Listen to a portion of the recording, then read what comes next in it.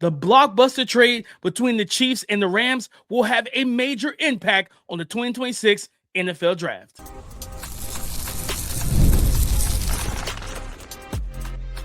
You are Locked On NFL Draft, your daily podcast covering the NFL Draft. Part of the Locked On Podcast Network, your team every day. Welcome back to the Locked On NFL Draft Podcast, your daily podcast covering your favorite draft prospects. Part of the Locked On Podcast Network, your team every day. I'm Damian Parson. I'm an NFL draft analyst for Bleacher Report. And as always, thank you for making Locked On NFL Draft your first listen of the day. And thank you for making the Locked On Podcast Network the #1 sports podcast network in America. It's all because of you. I have a bonus pod that I had to record and drop for you guys today. A blockbuster trade between the Los Angeles Rams and the Kansas City Chiefs, sending star corner Trent McDuffie to the Rams for the Rams' 29th overall pick in the first round, giving the Chiefs 2 first-round picks. We're going to break all that down. The options for the Chiefs at 9 and 29 and the options for the Rams at pick 13. Let's get into it. Let's start with the Chiefs at pick 9. I think when you look at their roster right now, they need they released Jawaan Taylor. They need a right tackle. They can go edge and add more pass rush and versatility there.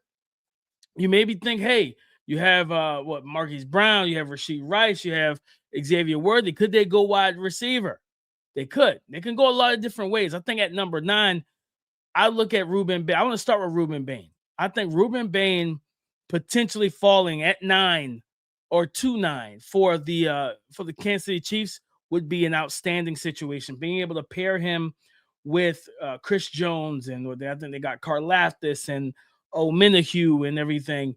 I think that would give them a guy off the edge alongside Chris Jones that's a certified dog, right? Getting a certified dog and a guy that's accustomed to making plays defensively, I think that makes the most sense. Just shoring up this pass rush situation, I think that helps, because at the end of the day, whenever we're waiting to see what happens with Mahomes and if he's ready to go. And I think Reuben Bain came into the combine listed at 6'2", 260, 270, and everything. The arm length stuff will always be for discussion. PFF has him accounted for 12 sacks, 3 QB hits, 68 hurries and pressures with 2 fumbles forced. Again, he gives you the inside-outside versatility to be able to collapse the pocket from in the face of the quarterback or collapse the pocket from the edges, wide nines. You run twists and stunts. Think about him lining alongside Chris Jones, and Chris Jones going first and creating the surge or the penetration, right, as the attacker, and then you have Reuben Bain looping back inside through like the B gap or the A gap. And now he's right in the face of a Bo Nix, right in the face of a Fernando Mendoza, who he's got accustomed, he's got some history with from the national championship game, right?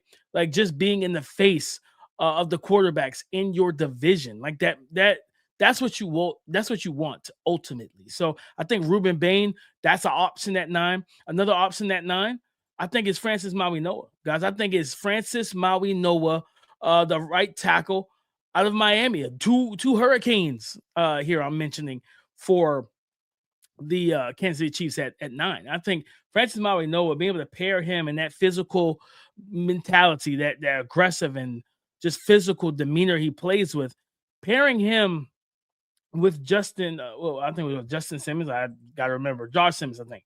Josh Simmons, Jesus, just a year ago, guys. But I'll tell you, when you try to keep a Rolodex of prospects, and your names get mixed up. But it's Josh Simmons, right? The 6'5", 310-pound, 23-year-old, soon-to-be second-year player. They drafted with the 32nd pick last year. So being able to, in my opinion, add a Francis Mauigoa, similar to when the Saints drafted Talisi Fuaga, I think you get a power player, guy who's athletic enough, a guy that can work in man and gap schemes, will also work in zone, climb to the second level and pick off linebackers and everything like that. I truly believe it makes sense at 9 if they wanted to go tackle, because he'll be probably, and honestly, I think he'll be the best tackle available. Even though I think Monroe Freeland would probably be the guy that teams are willing to bet on at left tackle, the most productive and proven tackle, you would say, was Francis Mauigoa in the run and pass game, where you don't have the length issues as we found out with Spencer Fano, who teams are looking at more as an interior offensive lineman taking snaps or playing guard. Where Francis, and he said, I'll play wherever the team needs me to play. I'll play guard. I'll play both guard spots. I'll play both tackle spots. It doesn't really matter for him. Like, he just wants to help elevate the team's chances of winning. And a guy like that pairing with Mahomes and everything else, I just think that is a really good fit overall. I think that's a great fit, to be completely honest. But then you also look at some things. You say, well, what else could they go after, right? You lose Trent McDuffie. Are you going to stay and say, hey, let's roll with Noel Williams out of Cal last year? You drafted in the 3rd round. You have Shamari Connor, now slated to potentially be the nickel. Jalen Watson, 6'2", 197 on the outside, while Noel Williams is 6'1", 200.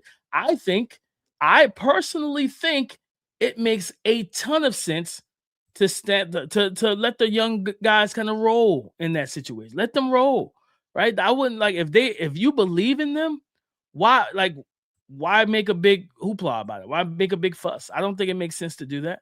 So if that's the case, I think they could, because again, guys, one thing we know, we're about a month and a half away from the draft. There's still a lot of opportunity and chance for guys to rise and fall throughout the pro day circuit, throughout the pre-game, the pre-draft process, and those individual workouts. And a guy that's been a lot of talk about his knee and whether it's degenerative or not and things of that nature. Where there's smoke, there's fire sometimes, right? And that's Caleb Downs.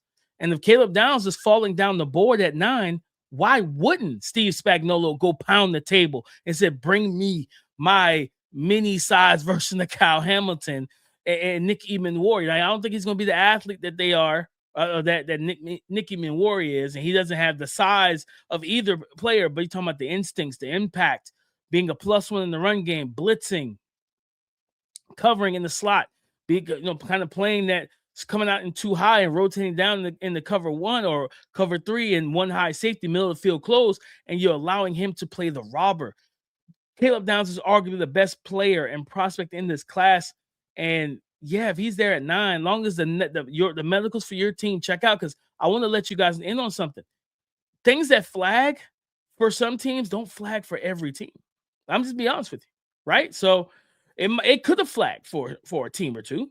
And then the other teams were like, well, our report came back clean. So who knows, right? But nonetheless, I think Reuben Bain Jr., edge rusher out of Miami, Francis Mauigoa, right tackle out of Miami, and then arguably the best prospect in the class, Caleb Downs, safety from Ohio State, all could be at play for the Kansas City Chiefs at 9, and they all would make a lot of sense and fill a need and help upgrade this roster and this team. Caleb Downs joining Jaden Hicks, I believe it was, from a couple years, Jaden Hicks and Brian Cook in the secondary. And again, hey, maybe you swap him out for Shamari Connor and you allow him to play that safety nickel hybrid, and you have 3 safeties on the field, because you know for a fact that Caleb Downs is not a liability in the run game either. He's going to be great in the pass game for you, but also give you plus marks in the run game as that force defender off the edge and from the nickel spot. But guys, coming up next, we're getting into pick 29 and the options for the Kansas City Chiefs.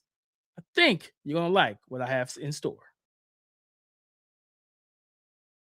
This episode is sponsored by BetterHelp. March is a time to celebrate women, especially around International Women's Day, and to recognize just how much they carry at work, in relationships, in families, in all the unseen roles they step into every single day. It's easy to celebrate that strength, but it's just as important to make space for their emotional well-being. And honestly, that goes for all of us.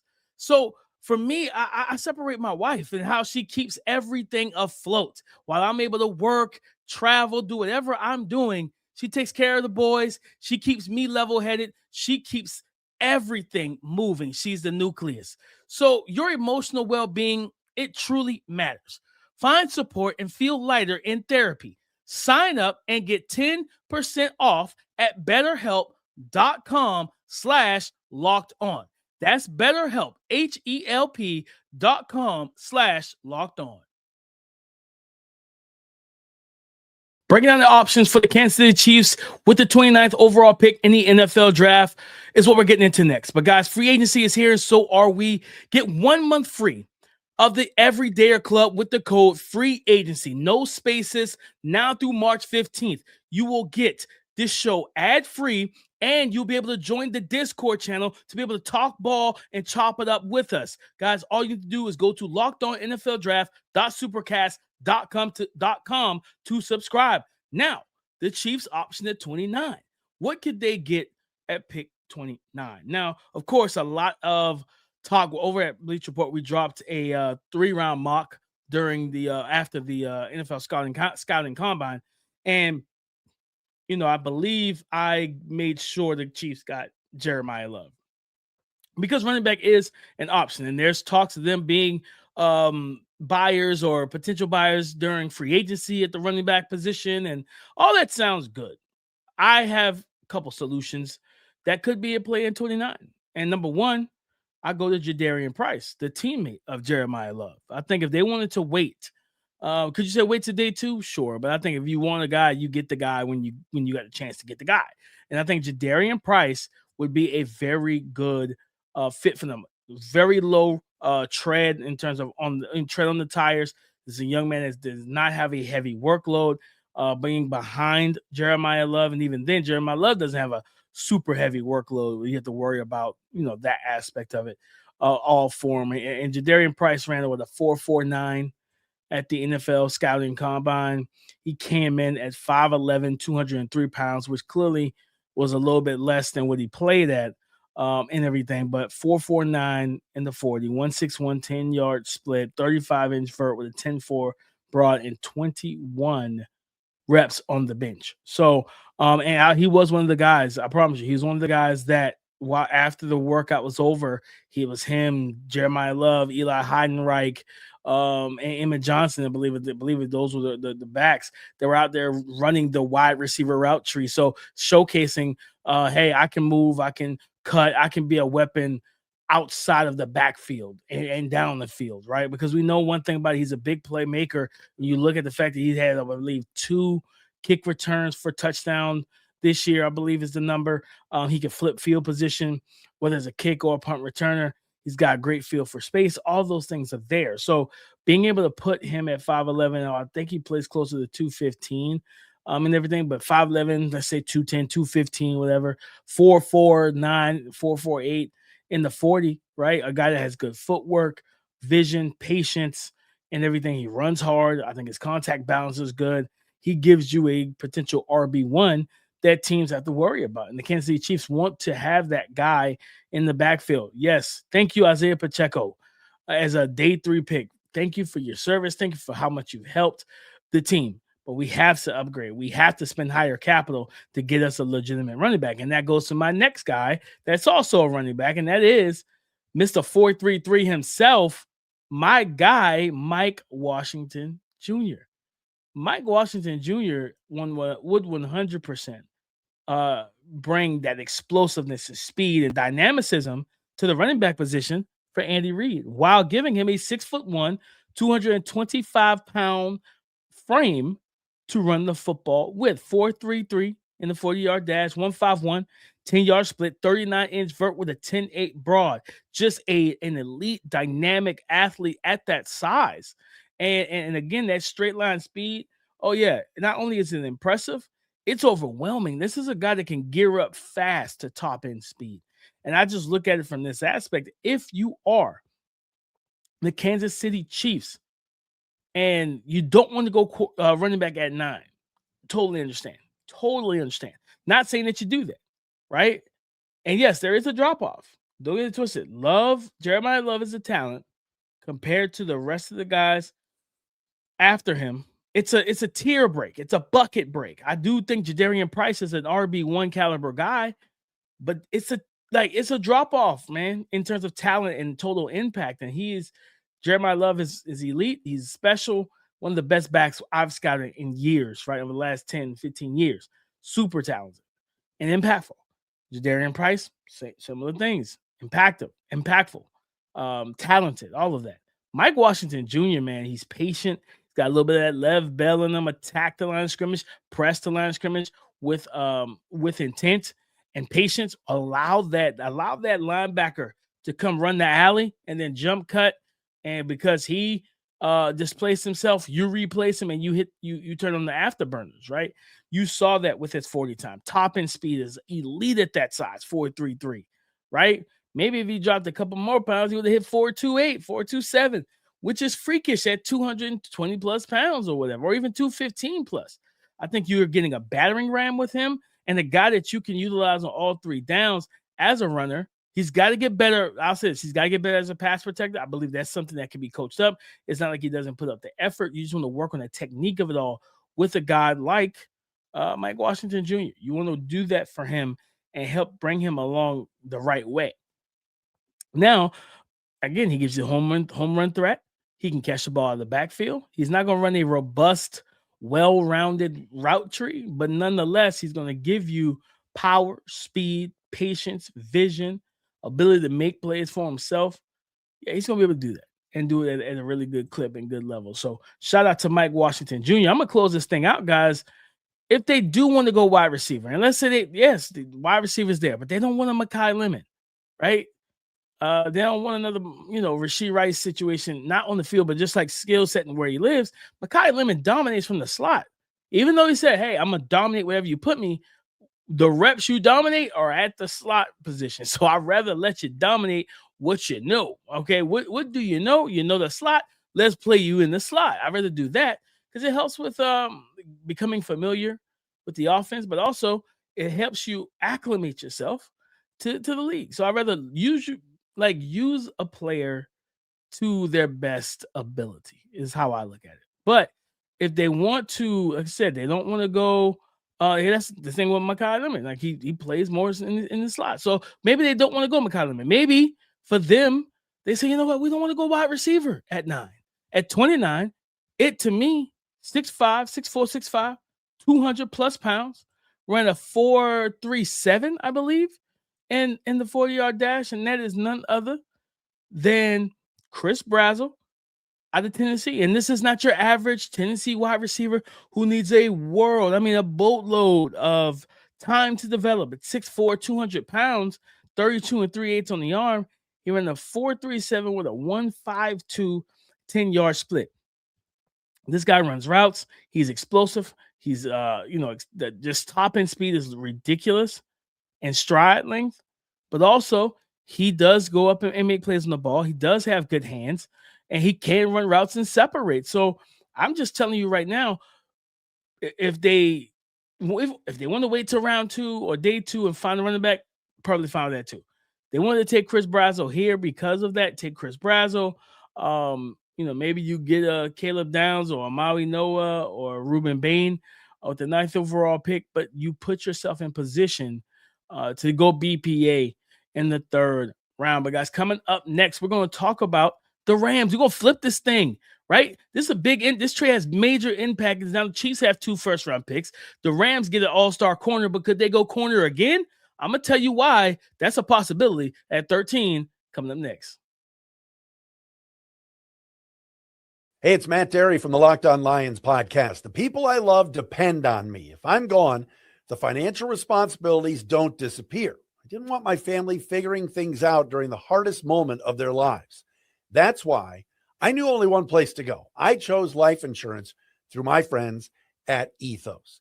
Ethos makes getting life insurance fast and easy, 100% online. You can get a quote in seconds, apply in minutes, and get same-day coverage. There's no medical exam. You just answer a few simple health questions. You can get up to $3 million in coverage. Some policies are as low as $30 a month. I love the folks at Ethos. Protect your family with life insurance from Ethos now by going to ethos.com/LockedOnNFL. In as little as 10 minutes, you can get the free quote and up to $3 million in coverage at ethos.com/LockedOnNFL. That is ethos.com/LockedOnNFL. Ethos.com/LockedOnNFL. Application times and rates may vary. Thank you for making Locked On NFL Draft your first listen today and every day. Shout out for being our everyday theirs. Let's look at the offensive side of the ball for the Los Angeles Rams, who have the 13th overall pick after trading the 29th overall pick for all-star corner and star corner from the Kansas City Chiefs, Trent McDuffie. The secondary has been their Achilles heel for the Rams. When you allow a Jalen Coker and those receivers who are bigger body receivers and everything, not the greatest athletes, not the greatest separators, but they could just out-muscle you and out-body you. Yes, like you got to fix that. And that cornerback room just did not give you a lot of, dare I say, it doesn't increase the dopamine release. You don't feel good about that secondary and that cornerback room. So what are the options? Well, let's start on defense. And I think when you look at defense, because they can go offense or defense, I'm gonna give you 2 options on defense, 2 options on offense. I think the number 1 option for me, if I am the Los Angeles Rams, I'm being honest here too, guys. I'm not gonna lie to you. To me, it should be Mansour Dallain, cornerback out of LSU. I believe Mansour Dallain should be the option, should be one of their top options if available.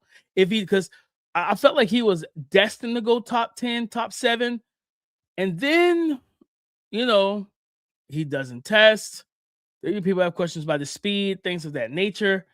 We'll see him in his pro day soon, so probably sometime this month, probably fairly soon, honestly. But his ability to play tight man-to-man coverage, his ability to play through the hands, stay in the hip pocket of wide receivers, and just be a gnat. He's a gnat. He's annoying. He's aggravating. He's nagging to opposing wide receivers. So having a guy that can take wide receivers out of the game, that is special stuff. That's what we want in a press man corner. But also he give you that off coverage, that zone reads and things of that nature. And he'll read your eyes and he'll bait you and he'll attack the ball. So I think that he 100% is an option at pick 13 for the Los Angeles Rams. Guys, I think when you look at the other options at pick 13, I go right to Makai Lemon and understanding that Devontae Adams is entering the final year of his contract. And he's be 34, somewhere in there. So with Adams and that contract situation, you need a guy for the long term. You need a guy for the long haul. You need somebody to pair with Puka. Now, the dangerous thing, in my opinion, with this is that he plays a lot in the slot, right? Does that mesh well with Puka? I would prefer to get somebody more vertical, more explosive, and everything that can win on the outside and take the top off the defense and outrun coverages and defenders. Because Puka more than likely is going to get that bracket coverage, that safety over top with that corner underneath, try to play 2-man under and try to limit him and take him away. Well, and I'm talking about especially if Devontae Adams is no longer there after this season. So then what? Like, I just don't know if Makai Lemon alleviates that pressure. Now, McVay, he's a guy that fits McVay's usage very well, but so does Jordyn Tyson out of Arizona State, who I know there's been a lot of talk when it pertains to his medicals. Reached out to a NFC scout that I'm close to, and I said, hey, have you, any report, good or bad, when it pertains to Jordyn Tyson's medicals? He says, so far, so good. I have not seen a thing. He said, I have not seen any. I looked at his report. There was nothing that flagged, nothing that pulled up. And again, I think I talked about this, and everything before. That was going to be, the issue was the medicals. And while, yes, you still move with caution because he's been hurt multiple times in his career, the fact that nothing is, no red flags have manufactured or popped up, that's a big time thing. So, shout out to Jordyn Tyson. I think he would be a great fit for this offense and what they need. Remember when they had, I think it was before Puka, it was Cooper Kupp and OBJ, and how OBJ complemented Cooper Kupp so well because he was the route runner, the explosive guy, the guy that can go up and make plays on the ball as well. He was the dynamic athlete. Well, guess what?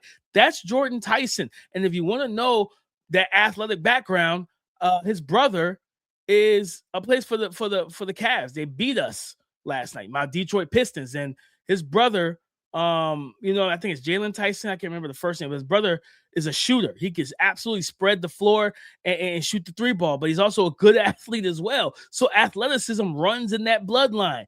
Jordyn Tyson will be the athlete, kind of the OBJ to Puka Nacua's Cooper Kupp. And I think that would be a better pairing, albeit again, health, right? Health being the massive talking point here. But again, I'm fine with that. That route running ability and upside. I think we talked about it when we broke down this game. If you haven't checked out the profile, please go back and check it out a couple weeks ago. Jordyn Tyson just needs to be more intentional with his steps. With every step, needs to be intentional, right? Detailed and intentional. And I think as he gets better with that, then you see the natural route running ability really take off. And I think he could be the best route runner or one of the best in this class with ease, bar none. Now, for the Rams as well. So that's Makai Lemon. That's Jordyn Tyson. But you know who else I believe this is a team that who else they can go after? I truly believe safety out of Oregon, Dillon Thieneman. I think with Thieneman, it makes a lot of sense to add him to the secondary, right? Because of the fact of what he's showcased throughout his college career. You want a free safety who can sit on top of the roof and have 4.3 speed and athleticism and everything else. That's Dillon Thieneman, right? As your free safety, middle of the field close, he can play that. Or if you want a guy that can play the robber technique, low hole, +1 in the run defense, be a big nickel or a nickel defender, blitz and everything else. Guess what? That's also Dillon Thieneman. And I just, when I look at Dillon Thieneman and what this team could use, the Rams at 13 need playmakers, right? So again, you have Trent McDuffie. If you could add a guy like Dillon Thieneman, right, or a Mansour Dallain on the defensive side of the ball, man, what does it do for your defense? It really puts you in a great spot and in a great place. And then you can really mix and match everything else, right? And I think that's going to be a big key, because if you have a Trent McDuffie at corner, then you have a Dillon Thieneman at that safety spot. Yeah, you can really start to stifle with the right defensive coordinator, man. You can stifle opposing offenses fairly well, in my honest opinion. You know, so I think that the Dillon Thieneman makes a ton of sense for the Rams at 13. Again, Mansour Dallain. You look at Jordyn Tyson, Makai Lemon. The Rams could go offense or defense. And I think if they go offense with Matthew Stafford, whether it's Makai Lemon or Jordyn Tyson, I believe Matthew Stafford, like at his age, still having the arm talent, still being uber accurate and everything like that, and kind of slow down the like when he's pressing and the decision making when he's pressing. You got to slow that down. But overall, I think that he would turn either one of those receivers into a star.